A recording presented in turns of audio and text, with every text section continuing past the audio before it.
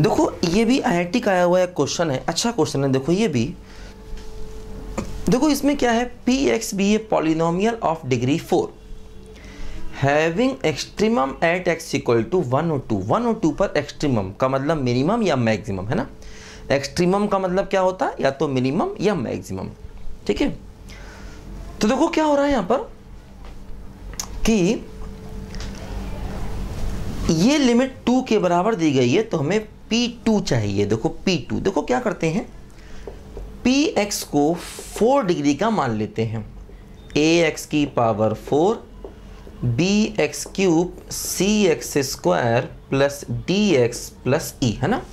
देखो Px को हम लोग 4 डिग्री का एक पॉलिनोमियल मान लेते हैं, x की power 4 bx cube cx square plus dx। देखो 1 और 2 पर एक्सट्रीमम है, इसका मतलब इन दोनों पॉइंट्स पर डिफरेंशिएशन 0 होगा।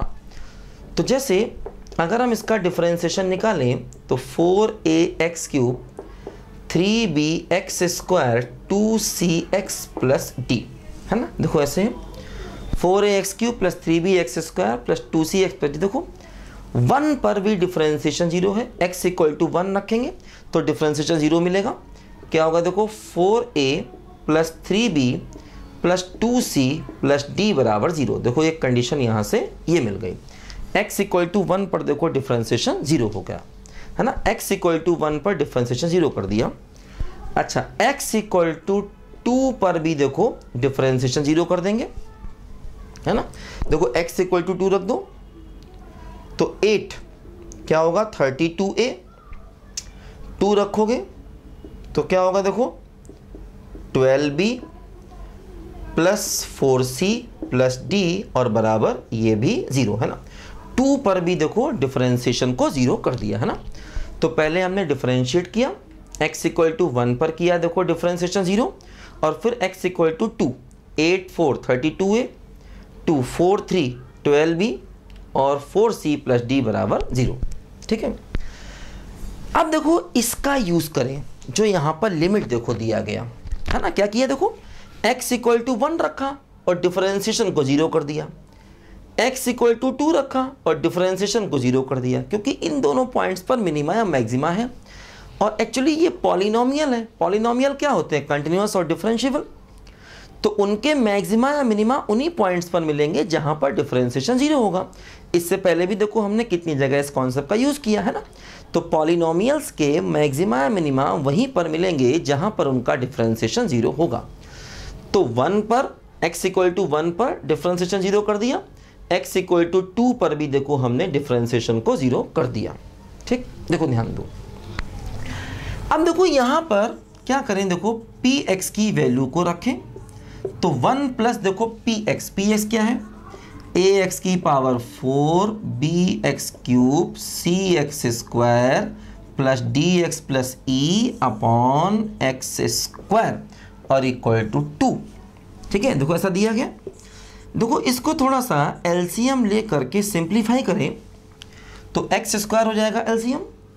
अब दो क्या बचेगा, ये बचेगा ax4 प्लस bx क्यूब और देखो x स्क्वायर हो गया एलसीएम, तो x स्क्वायर कॉमन लेंगे तो c प्लस 1 बचेगा और dx plus e whole divide by x square equal to कितना दिया गया, देखो 2 दिया गया, ध्यान दो, है ना। तो x स्क्वायर एलसीएम ले लिया, क्या हुआ ax4 bx cube, x square हो गया, x स्क्वायर कॉमन ले लिया तो c प्लस 1 और प्लस dx प्लस e। देखो ध्यान दो क्या हुआ, अब इस लिमिट की वैल्यू 2 है। देखो मैंने बताया था आपको ऐसे सवाल, लिमिट में बहुत से मैंने ऐसे सवाल कराए थे।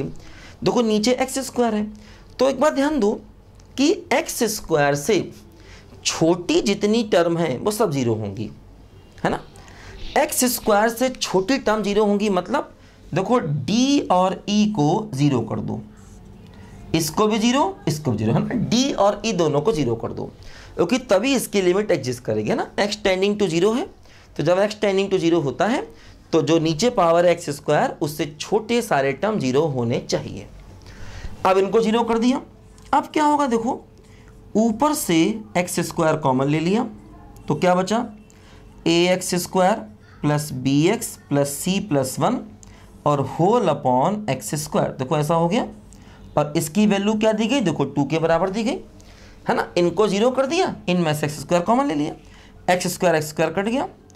अब देखो जैसे ही x को 0 रखेंगे तो 0 + 0 + c + 1 बराबर 2।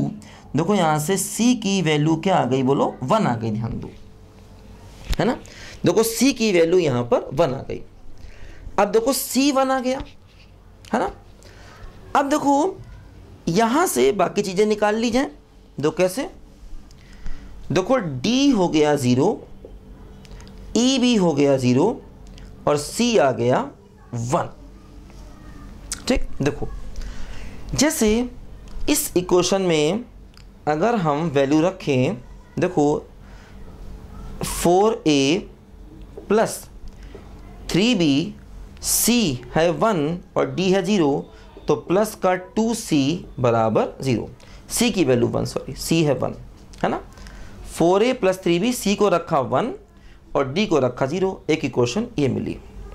देखो इसमें भी हम रखें वैल्यू तो क्या होगा, देखो 32a और प्लस का 12b, c है 1 और देखो d है 0, तो प्लस का 4 बराबर 0, ध्यान दो।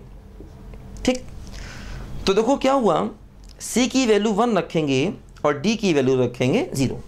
देखो अब ये हमें दो इक्वेशन मिल गई a और b में, इनसे a और b निकलेगा। कैसे निकलेगा, देखो इसको कर देंगे क्या बोलो, इसको कर देंगे 4 का मल्टीप्लाई, तो इससे क्या होगा, देखो 16a + 12b + 8 बराबर 0। और देखो ये है 32a + 12b + 4 बराबर 0 है ना। इसमें देखो हमने कर दिया 4 का मल्टीप्लाई। ठीक, अब देखो इसमें से इसको माइनस करेंगे तो ये माइनस माइनस देखो कैंसिल हुआ। ये क्या हुआ, देखो माइनस का 16a और प्लस का 4 बराबर 0। देखो यहाँ से a की वैल्यू क्या आ गई, 1/4 आ गई, ध्यान दो।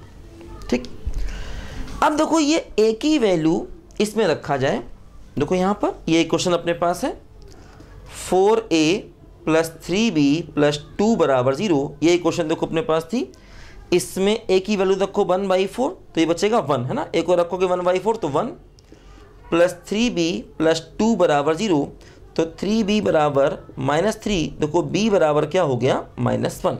तो देखो ये हमें a b c d e सबकी देखो यहाँ से वैल्यूज मिल गई।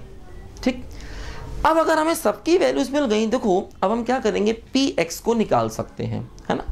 px की वैल्यू निकाल सकते हैं, उसमें x = 2 रखेंगे तो आंसर आ जाएगा है ना। px निकलेगा, देखो a मालूम है, b मालूम है, c d e सब मालूम है। देखो ये अपना px, इसको मिटा दें। देखो px क्या हो गया, देखो a कितना है, देखो ये px है ना, इसी में वैल्यू रखो सारी। a कितना है, देखो 1/4, तो 1/4 x की पावर 4। देखो b कितना है, b है -1, तो -x³ है ना। c देखो कितना है 1, तो हो गया प्लस का x², और d भी 0 e भी 0, de देखो ये px आ गया। अब हमें चाहिए p2, देखो x को 2 रखो तो क्या बोलो, 16/4 -8 + 4। देखो ये क्या हुआ, 4 - 8 + 4, तो वैल्यू क्या आ गई, बोलो 0। ये इसका आंसर, मतलब p2 की वैल्यू 0 के बराबर आ गई। क्या किया, देखो जो px था उसमें हमने a b c d e सबकी वैल्यू पुट कर दी, देखो px आ गया। अब इसमें x की जगह 2 रख देंगे तो p2 की वैल्यू 0 मिल जाएगी, वही हमें चाहिए था है ना। तो ऐसे देखो IIT ने क्वेश्चन पूछे। अब देखो यहाँ पर अच्छा कॉन्सेप्ट ये था लिमिट वाला। इसने क्या किया, मतलब देखो लिमिट को भी यहाँ अप्लाई कर दिया, और लिमिट के ऐसे क्वेश्चन मैंने बहुत से बताए। मैंने बताया था ये जो ABCDE की वैल्यू निकालने वाले क्वेश्चन होते हैं, ये लिमिट में बड़े इंपॉर्टेंट होते हैं वैसे भी। और देखो IIT उन्हीं को लगातार यूज़ कर रहा है ना। लिखो बच्चों ध्यान से जल्दी इसको।